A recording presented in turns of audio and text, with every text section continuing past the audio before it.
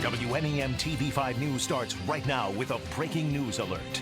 And we continue to follow breaking news out of Tuscola County. Yeah, we're taking you live to the scene of a barn fire. The blaze is happening in Akron right now on 5509 West Guilford Road. Crews say it started around 2:30 this afternoon, and as you can see, it's still smoldering. Residents and firefighters are concerned for the animals, and we're told some of them are making it difficult for firefighters to do their jobs. Stay with us. We will bring you a live report coming up tonight at 6. A statewide organization that helps small businesses is expanding right here at home, and that could mean more job opportunities popping up in your backyard. The Michigan Small Business Development Center is teaming up with Kettering University to grow the I-69 corridor region. TV5's Ben Bowman reports. My wife told me that she wanted me to help her run a business. She's a chiropractor. Benjamin Cummings and his wife have always dreamed of owning their own chiropractic practice, but there was one very big obstacle standing in their way. I had no idea how to do that, so I ended up here. So they enlisted the help of the Michigan Small Business Development Center. It's an organization that offers help to small businesses so they can thrive in a competitive economy.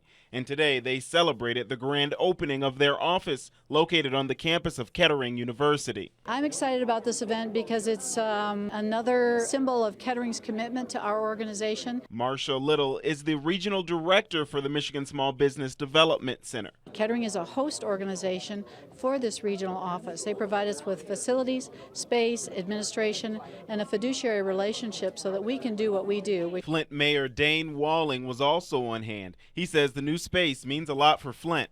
If small businesses succeed, that's going to be great for our entire communities and regions. One of the most difficult things for me was the finances, the numbers. I'm kind of a word guy. Cummings says if he can be a success, so can you. Just come here and do the work. That was the key for me, is just come in, meet with them, and then go home, do the work. In Flint, Ben Bowman, WNEM TV5. And for more information about the Michigan Small Business Development Center, visit the hot link section of our website at WNEM.com. More local news now. A new bridge is in order near Frankenmuth after structural issues were found during a routine inspection. The Road Commission says more than $700,000 will be spent to replace the South Demo Road Bridge across Dead Creek in Saginaw County's Frankenmuth Township. The bridge is expected to open for traffic in late May, with full restoration complete by the end of August. A Thumb area school was put on lockdown after a domestic incident turned dangerous. Yesterday about 3 o'clock, the Sanilac dispatch received a 911 call. A neighbor told officers that a 31-year-old man threatened himself with a gun. This all happening near Peck Schools. This after he and his wife got into an argument. Peck Schools were notified and the school was locked down for a short time period. We're told the man was then taken to a hospital where he received a psychological evaluation. The school was reopened without any further disruption. A light blanket of fresh snow covers much of mid-Michigan tonight. Here's a live look over Saginaw, where the temperatures are going to take a nosedive. Meteorologist Brian Bachman is live in the Weather Center with a look at that. Brian? That's right, Carrie. Temperatures going to be falling in a big way. Excuse me, as we head through the remainder of this evening, and especially as we head into tomorrow. A little bit of an Arctic chill headed back our way following the departure of our ongoing snow. Here's a live look at things on our First Warn 5 Sky Tracker tonight. You can see around the region much of the steady snow basically at an end at this point. Only extreme southeastern parts of Sanilac County hanging on to any of that light snow. That'll be gone within the next half hour. But you notice behind it, we are getting a little bit of lake enhancement off of Lake Michigan. So we'll keep scattered snow showers in the mix for a good portion of the evening. Behind it, however, quieter weather does lie back across parts of the plains that will be settling overhead with us with a high pressure system tomorrow, but it's going to come at the cost of some very chilly temperatures. 32 right now in Saginaw, 34 in Bay City, both under an overcast sky, no active snow falling there. Winds have cranked up to about 10 to 20 miles per hour, so you can see the wind chills in both locations down into the low 20s. A similar story as we head toward Flint and Midland this evening, both overcast and in the low 30s as well. Wind chills in the low 20s. We'll cool it down relatively quickly as that Arctic front sweeps through down to the mid-20s by about 10 p.m. Snow showers likely lingering as far out as midnight. We'll have a sneak peek at that weekend forecast for you coming up in about 10 minutes. You ask yourself, how could that happen? It's the police station, the utmost security in Flint. How is something like this possible? Folks are still in shock after hearing some unsettling news. It was revealed 20 shotguns are missing in the first Flint Police Department audit in 12 years.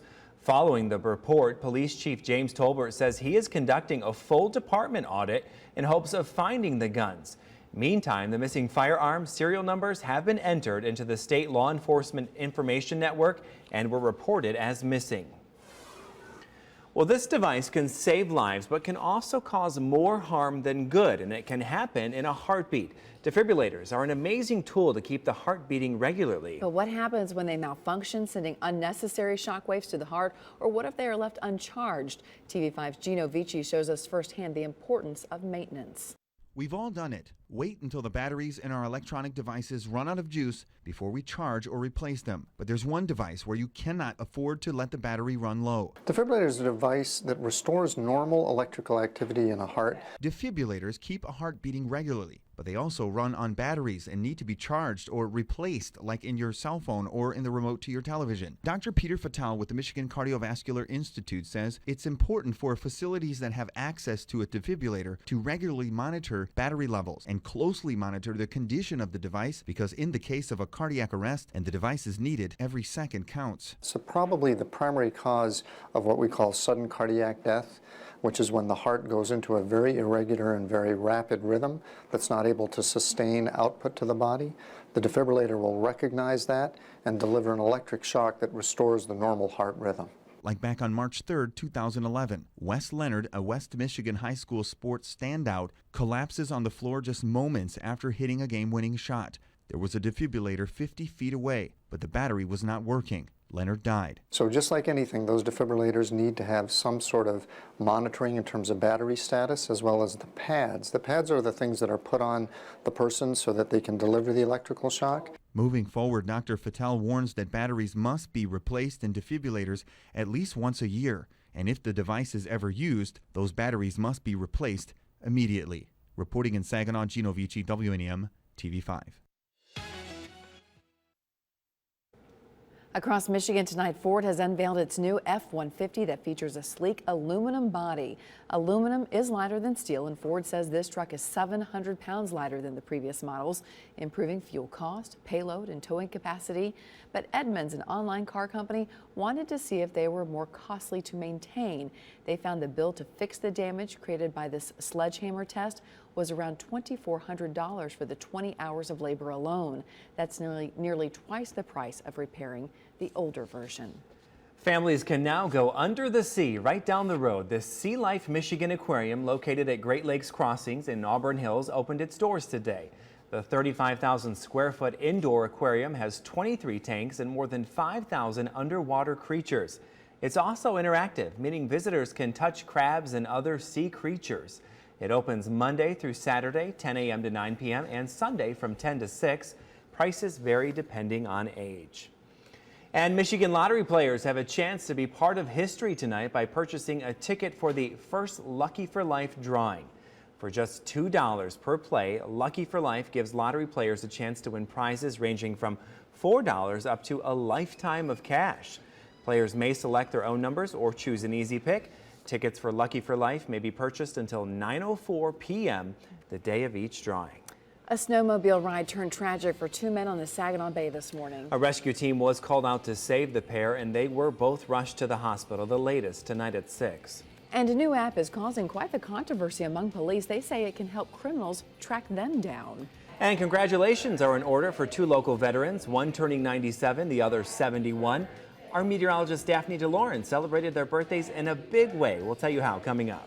And with the Super Bowl just days away, a few companies are making some last-minute profits while getting in a good laugh at the Patriots. Just because you have a permit, should you be allowed to carry a gun anywhere you choose? Into a bar? How about a restaurant? Or just about any store? You don't need a gun to buy a loaf of bread. Why would you need a seatbelt? It's just a safety precaution. Who gets the final say when your constitutional rights are in the crosshairs? An I-Team report at 11.